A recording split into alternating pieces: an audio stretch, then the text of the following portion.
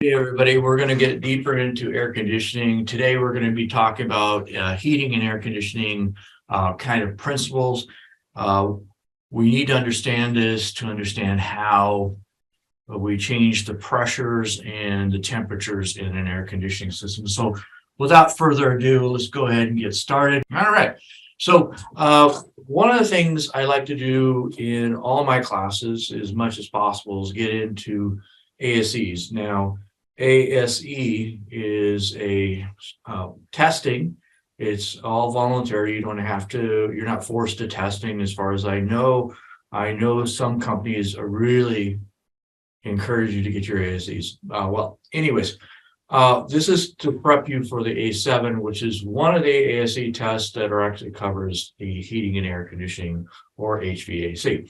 So we want to also talk and kind of get you prepped for taking the test.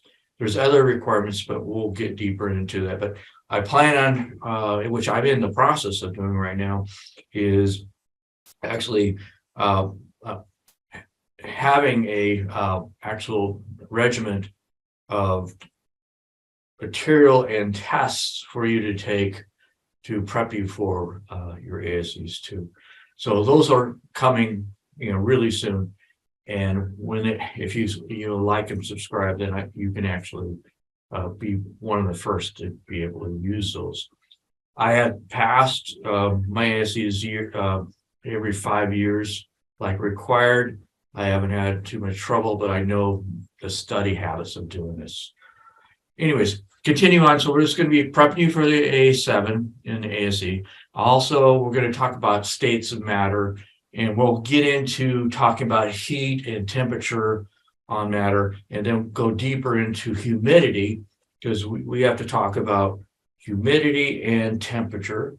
This gets it into the comfort zone of the human beings like us. And then we're going to talk about heating and cooling loads.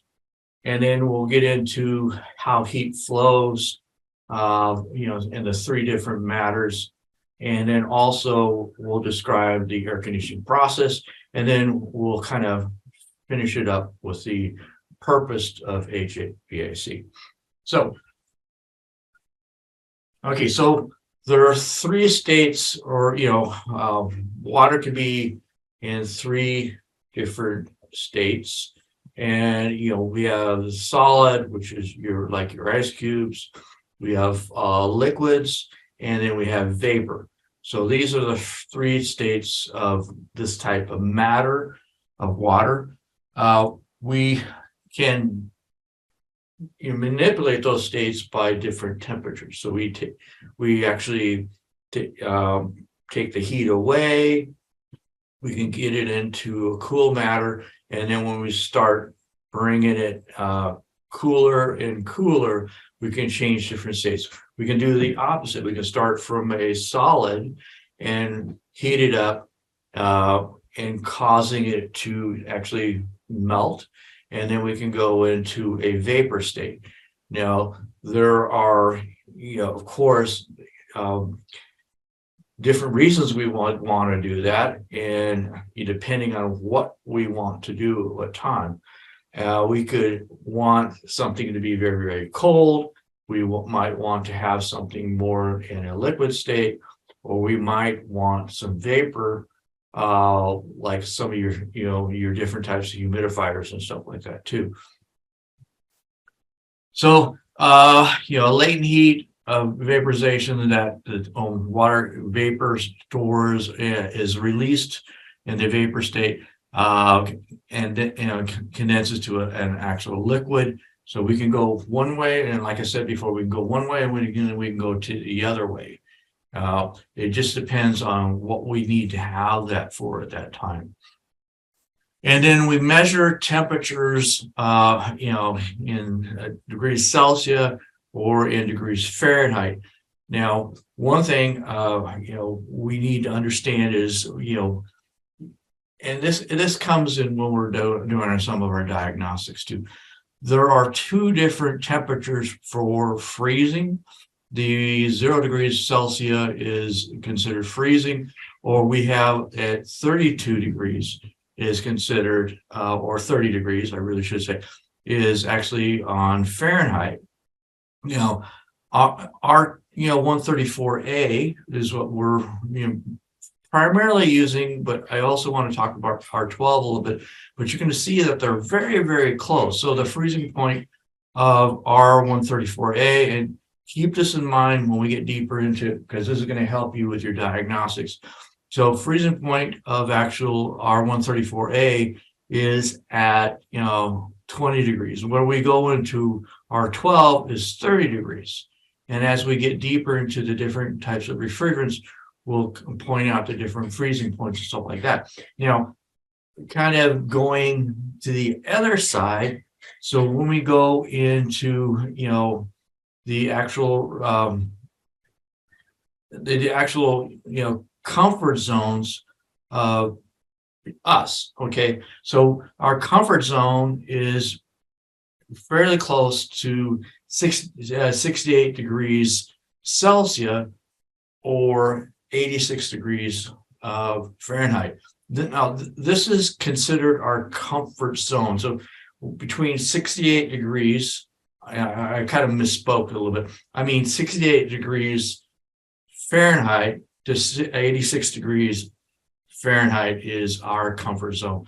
Where when we go into Celsius, that's a little bit different. So if you look on your scale, so somewhere around our comfort zone is going to be somewhere around 20 degrees of Celsius and then 30 degrees of Celsius. So that's our kind of comfort zone.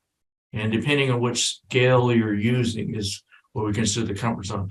So that's important when we start getting deeper into air conditioning.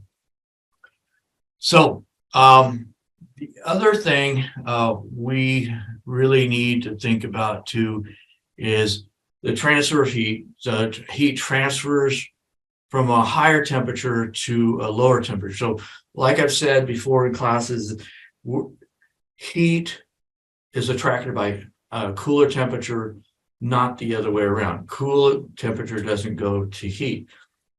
When the heat will go over to cool temperature, and it will go to the point where it actually equals out. All right.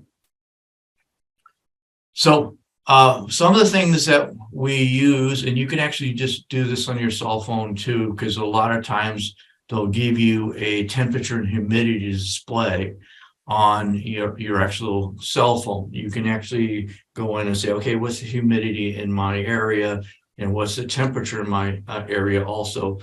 This will help you with air conditioning too, because your air conditioning system is very, let's say, really, I shouldn't say relies, but it actually does make a difference on what the humidity is outside and what the temperature is outside. Your AC machines, your recycling machines, and your recovery machines may take a little bit longer to pull the refrigerant out of an AC system when the humidity and the temperatures humidity is kind of high and the temperature is low. Or what I'm getting down to is the temperature and the humidity makes a big difference on how some of the refrigerants react. And depending on if you have a really cold day, it's got a little bit of humidity going on, you can actually take longer for the recovery process. And there's other things that we will be talking about in the diagnostic of what we might have to do to recover all the refrigerant in the system. So talking about heating loads, so we have high humidities, it gets very warm, and this is where we use our air conditioning and how it actually takes that and gives it to the cool part again, where our comfort zone is at. And then we have the other side of the spectrum where we have to use the heating mode to help get us to that comfort zone again. So there's a couple different things. So depending on, what the temperature is outside, what the humidity is outside, we actually use two different modes in our HVAC. This is just showing in ice, how it can actually melt in your hand. So this is, because it being absorbed by the heat in your hand. So the heat is causing it to actually the ice to actually melt. Now, early on, and it's still being used too, there's evaporators out there. Now, this is what, you see an old time car here. This one is, what they used to use in cars to keep it cooler inside. And like I've always said, my dad said every car has air conditioning, depending on how many windows it has. He always called it, either 260 or 460, depending on how many windows you do have like that. So let's get down to air conditioning. You've seen this before, class, and we have, the kind of the refrigerant process. So the depending on what state the refrigerant is in. So remember that refrigerant, it does have a low boiling point. And I always like to start off the compressor and move around, and we'll get deeper into this when we start talking about the refrigerant process. We have different ways of transferring heat. We can actually have through a convection process, and we can have a conduction process, and then we have a radiation process. We use a lot of radiation process in the AC system. We're going to actually take and transfer the heat from the inside of the vehicle to the outside of the vehicle. So that's the whole idea of heat transfer in air conditioning. So we'll use that refrigerant and the evaporator to absorb heat and cool it down inside the actual vehicle. And then we'll take that through the refrigerant and go out to the outside to the condenser and actually cause it to radiate out that actual temperature too. So again, just kind of going over, these three different types of matter we've talked about before. We have a solid, ice, liquid water, and then vapor or a gaseous type. And I'm not going to hit this too much harder because we've been over this before and we continue to talk about this. But I want you to understand this because when we get into refrigerant process, it's very important that you understand that there is different states through the air conditioning system. Now, water, is H2O, like we know.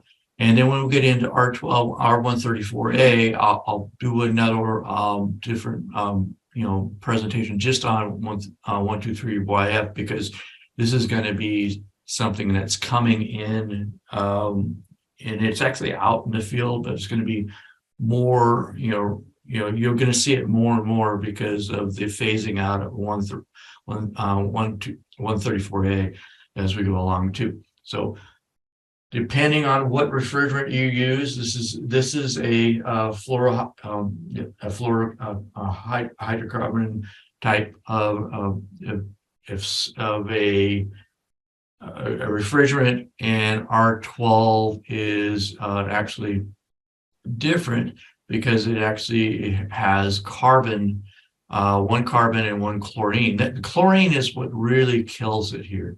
So, and this is what the chlorine molecule can destroy, the ozone.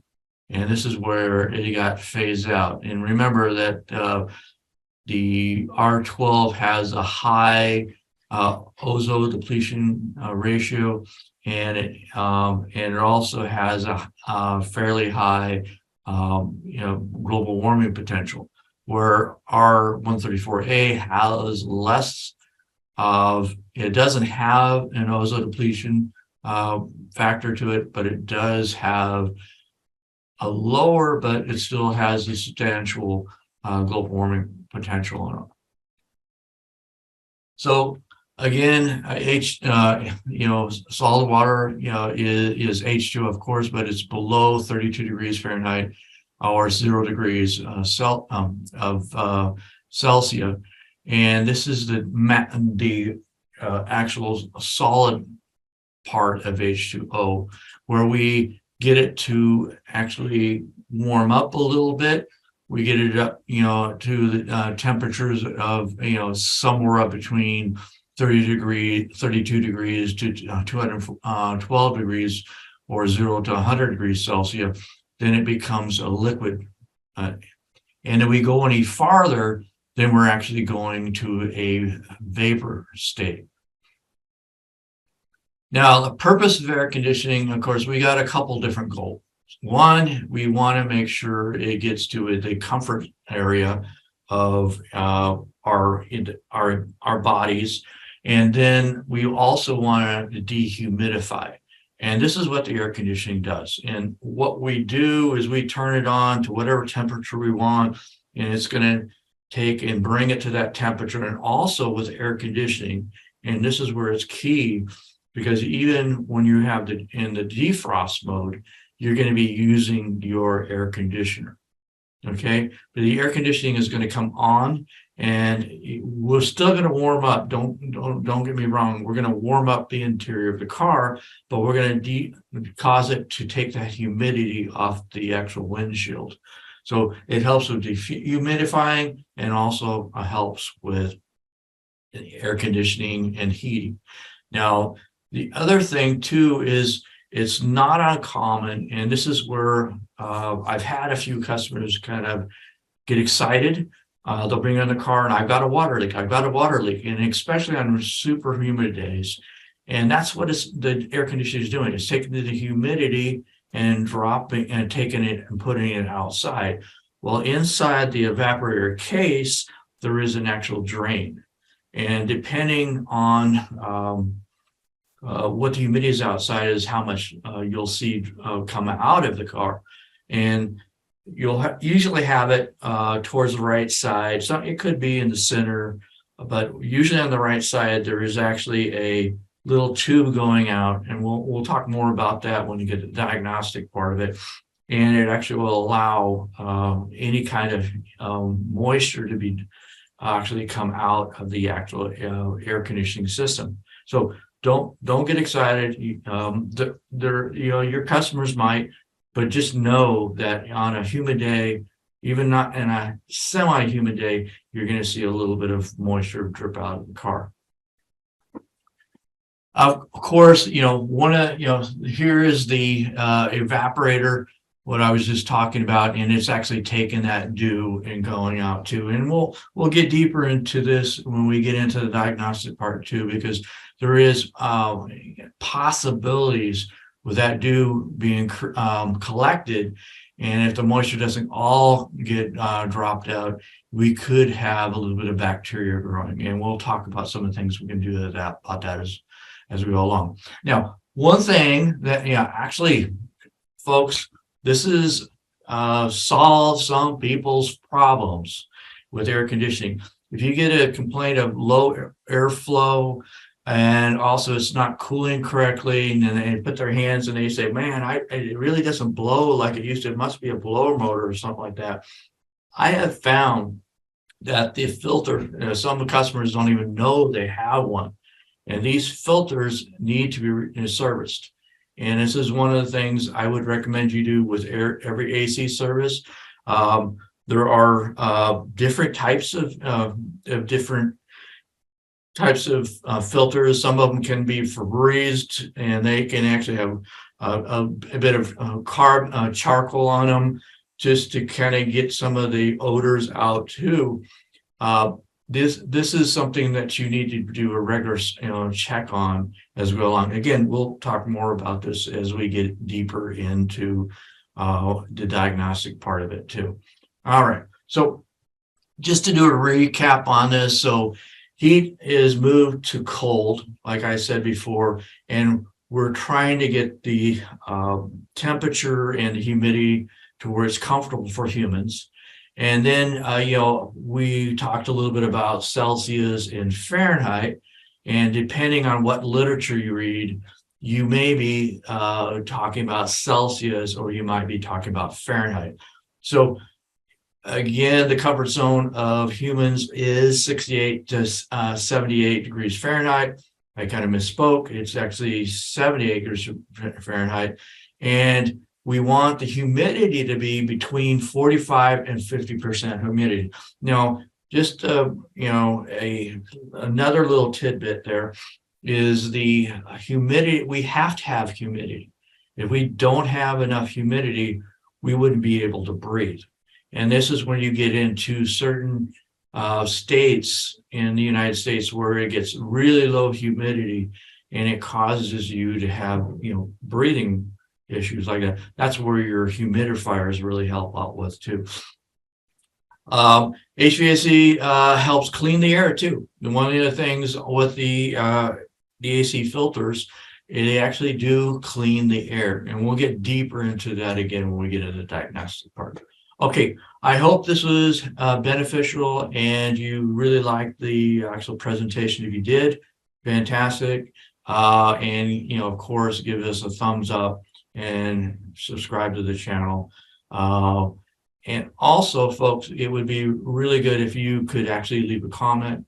And I always do request. I'm actually building out one request from one of our subscribers that actually would like more on wiring diagrams, how to read them, also engine management systems.